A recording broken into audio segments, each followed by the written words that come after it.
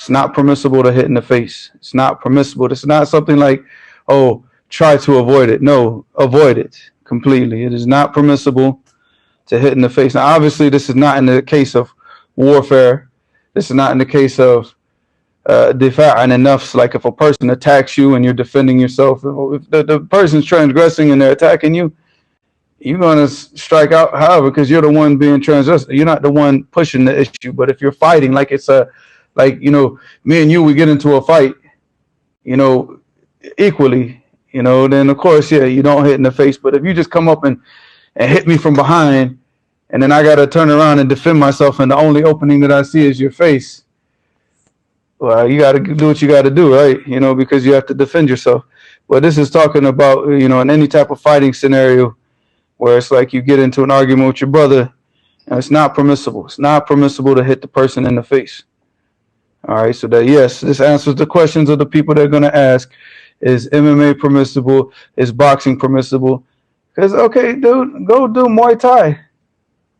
You know, we'll go over that later, but I'm just saying, you know, you don't have to do boxing to fight. You can do what? Brazilian Jiu-Jitsu, and you can do Muay Thai. Those leg kicks, Akhi, are way more powerful than punching somebody to the face. Because you might hit him, and you know you could hit him, and you might daze him, but he come to and still whoop you up. But boy, you kick him you keep kicking, doing those leg kicks, and you're proficient at them leg kicks. What? He can't stand up. He's done, Akhi. You know how many you see fighters quit once their leg becomes too bruised up, right? They're like, I can't do it. So there are other ways to fight without damaging somebody's face. So it's not only, you know, okay, let's just punch somebody in the face. There's a lot. And yes, for the Indonesians, you have a pencak silat. And if you look at like pencak silat too, although they do fight with their hands, but what do they mostly do? They mostly kick. Hey, kick the mess out of you, Akhi. Wallahi, they kick the mess out of you. You know, so you know, there are other ways to fight without punching somebody in the face. Allahumma musta'an. People that I saw that won the most fights in themselves are the people that wrestle.